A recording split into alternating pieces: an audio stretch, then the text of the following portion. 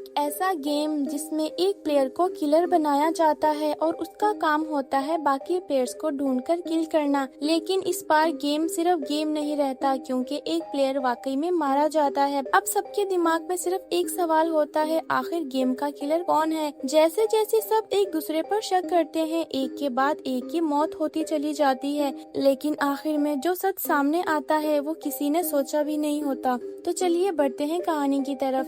Film की शुरुआत Sophie और बी से होती है, जो एक पार्टी अटेंड करने के लिए अपने दोस्तों की तरफ जा रही होती हैं। बी पहली बार सोफी के फ्रेंड सर्कल से मिलने वाली है, इसी वजह से वो थोड़ी घबराई हुई होती है। असल में सोफी का ताल्लुक एक बहुत अमीर फैमिली से होता है, जबकि बी एक मिडिल क्लास घराने से ताल्लुक रखती है। सोफी के तमाम फ्रेंड्स भी काफी अमीर होते हैं, इसलिए बी सोच रही होती है कि वो उन सबके बीच में किस तरह एडजस्ट करेगी। कुछ ही देर बाद दोनों उस लोकेशन पर पहुंच जाती हैं। जब वो घर के अंदर जाने लगती हैं, तो बी सोफिया से कहती है कि मैं कुछ सामान गाड़ी में भूल आई हूँ, मैं वो लेकर आती हूँ। जब बी गाड़ी में आती है तो वो वहाँ से एक बॉक्स लेती है और खुद को मिरर में देखकर वापस जाने लगती है, लेकिन वो मिरर की लाइट्स ऑफ करना भूल जाती है। सोफी जब घर के अंदर जाती है तो उसके सभी दोस्त उसे देखकर हैरान होते हैं, क्योंकि किसी को नहीं पता होता कि सोफी वो वहाँ आने वाली है। फिर सोफी अपनी फ्रेंड बी को सबसे मिलवाती है। मौसम खराब हो रहा था और तभी बारिश होना शुरू हो जाती है। वो सभी लोग बारिश एंजॉय करते हैं और फिर घर के अंदर चले जाते हैं। थोड़ी देर बाद सोफी की एक पुरानी दोस्त जिसका नाम जॉर्डन है, वो बी के पास आती है और कहती है कि सोफी से थोड़ा बचकर रहना तुम्हारे लिए बेहतर होगा। बी पूछती है कि आखिर वो ऐसा क्यों कह रही है, लेकिन वो इसकी बात का जवाब नहीं देती और वहाँ से चली जाती है। इसके बाद सोफी अपने उस दोस्त के पास जाकर बैठती है जिसका ये मेंशन होता है, जिसने ये पार्टी दी होती है। उसका नाम डेविड है। इसके बाद बी किचन में आती है, जहाँ और भी कुछ लड़कियां होती हैं। वो उनसे वाईफाई का पासवर्ड पूछती है और फिर अपनी मॉम से बात करने लगती है। अब रात होते ही पार्टी शुरू हो जाती है। सब लोग ड्रिंक्स के साथ एंजॉय कर रहे होते हैं, डांस करते हैं और फिर सोफी सबको एक गेम खेलने का आइडिया देती है जिसका नाम होता है बॉडीज बॉडीज। गेम का बेसिक रूल ये है कि लाइट्स बंद की जाती हैं और ग्रुप में से एक पर्सन किलर होता है। सब अंधेरे में मूव करते हैं। जिस प्लेयर को किलर ने टच कर दिया वो मारा जाता है, मतलब कि मरने की एक्टिंग करता है। फिर लाइट्स ऑन की जाती हैं और बाकी सब प्लेयर्स गेस करते हैं कि आखिर किलर कौन है। इस गेम में सबको अलग अलग स्लिप्स मिलती हैं जिस पर उनके नाम लिखे होते हैं। जिसके पास एक्स नाम की स्लिप होती है उसी को किलर का रोल मिलता है।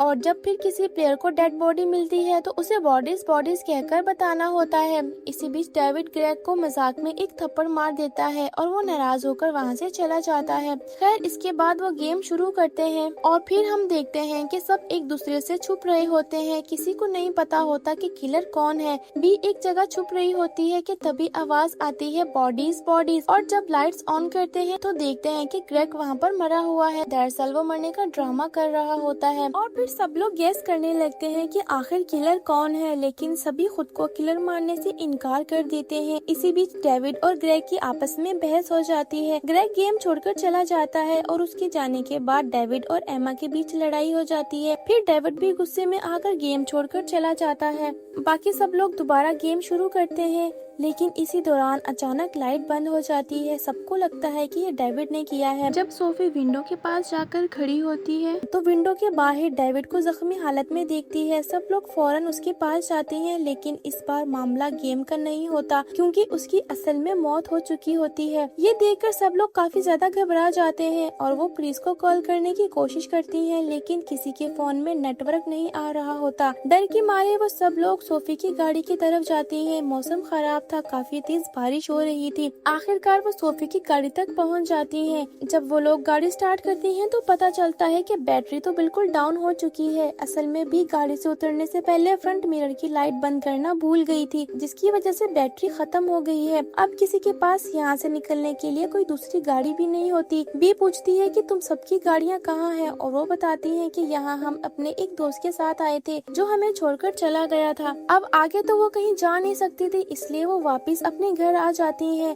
सभी लोग सोच ही रही होती हैं कि आखिर यहाँ से बाहर कैसे निकला जाए कि अचानक दरवाजा बजता है। सभी लोग डर जाते हैं। जब सोफी दरवाजा खोलती है तो सामने जॉर्डन होती है। उसके हाथ में तलवार होती है। वो बताती है कि ये तलवार उसे डेविड के बॉडी के पास मिली है। इसके बाद जॉर्डन ग्रेग का पूछती है। ग्रेग की दोस्त कहती है कि वो बोलकर गया था कि मैं सोने जा रहा हूँ। जॉर्डन कहती है कि इतना सब कुछ हो गया लेकिन वो अभी तक उठा क्यों नहीं। असल में जॉर्डन ग्रेग पर शक कर रही होती है कि डेविड का खून उसी ने किया है, क्योंकि हम सब यहाँ मौजूद हैं, सिर्फ वो ही यहाँ नहीं है।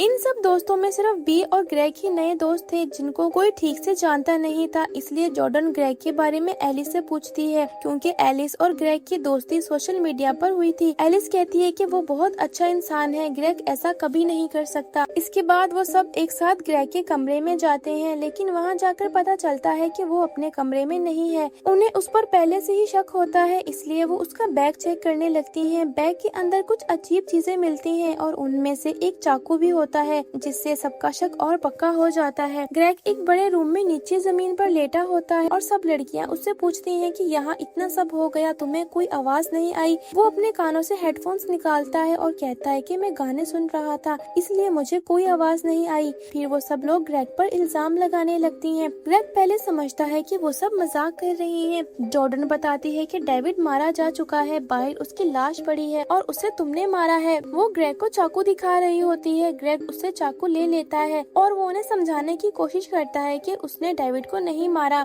चाकू नीचे रखते ही सभी लड़कियां उस पर अटैक करने लगती हैं। ग्रेग बार बार कहता है कि उसने कुछ नहीं किया, लेकिन उसकी बात पर कोई यकीन नहीं करता। तभी ग्रेग फिर से चाकू उठा लेता है और फिर पीछे से बी आकर उस पर अटैक कर देती है और उसे जान से मार देती है। बी को खुद पर यकीन नहीं आ रहा होता कि उसने ये क्या किया। घबराहट की वजह से वो अपने ही कपड़ों पर वॉमिट कर देती है। उधर सोफी और एमा के बीच बात बिगड़ जाती है। सोफी का कहना होता है कि तुम उसके साथ सिर्फ उसकी दौलत की वजह से थी।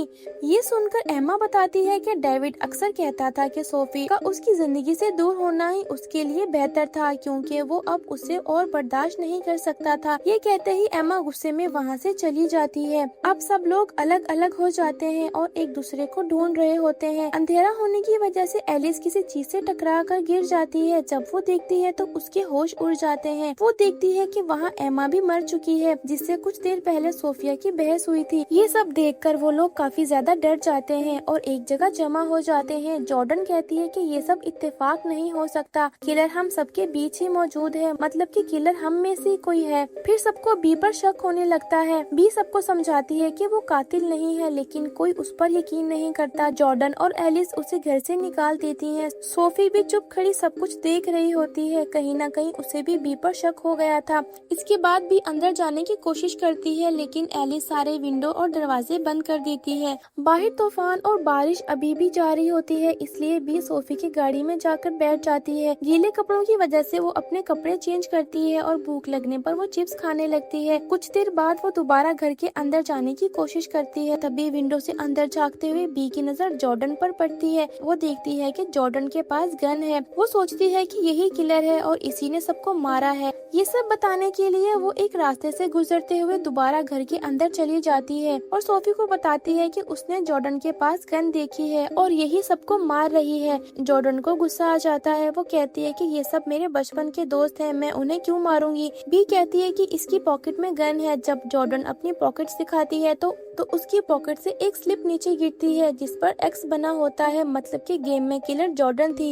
अब शक सीधा जॉर्डन पर चला जाता है, क्योंकि किलर का रोल जॉर्डन को ही मिला था। सोफी को अब बी की बात पर यकीन आ जाता है और वो उसे गले लगा लेती है, लेकिन जॉर्डन को दोनों को फिर से एक साथ देखकर गुस्सा आ जाता है और वो गन निकालकर बी को ही किलर कह देती है। इसके बाद सबके बीच लड़ाई होना शुरू हो जाती है और सबके सामने हर कोई एक दूसरे के राज खोलने लगता है। इसी बहस के बीच एलिस जॉर्डन को कहती है कि तुम खुद को अमीर दिखाती हो, जबकि असल में तुम्हारे पास इतने पैसे नहीं हैं, तुम एक मिडिल क्लास फैमिली से हो। ये बात जॉर्डन को इतनी बुरी लगती है कि वो गुस्से में आकर उसके पाँव पर गोली चला देती है और फिर सब जॉर्डन से गन लेने की कोशिश करती हैं और इसी बीच गोली फिर से चल जाती है। वो गोली एलिस को लगती है, जिससे उसकी मौत हो जाती है। जॉर्डन घबराकर वहाँ से ऊपर की तरफ जाने लगती है। सोफी भी उसके पीछे जा रही होती है। तभी बी वहाँ आ जाती है और जॉर्डन से गन लेने की कोशिश करती है। दोनों के बीच लड़ाई होती है और तभी बी जॉर्डन को नीचे गिरा देती है। मरने से पहले जॉर्डन कहती है कि सोफिया का मोबाइल एक बार जरूर चेक कर लेना और फिर वो गन चलाने लगती है।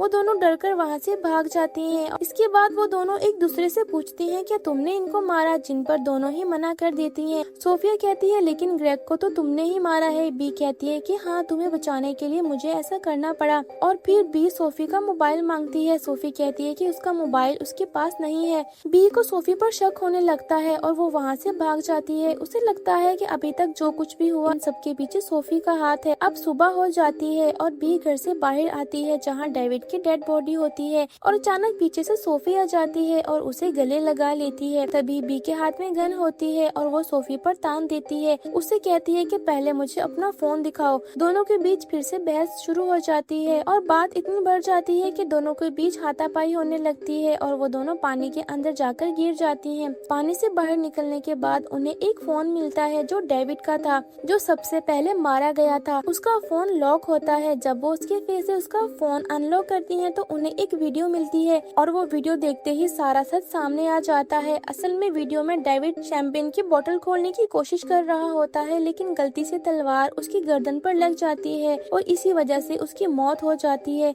अब बी और सोफी को समझ आ जाता है कि डेविड को किसी ने नहीं मारा था, यानी जिस कातिल को सब इतनी देर से ढूंढ रहे थे वो असल में था ही नहीं। तो ये थी इस पूरी मूवी की कहानी। वीडियो अच्छी लगी हो तो चैनल को सब्सक्राइब और वीडियो को लाइक जरूर कीजिएगा।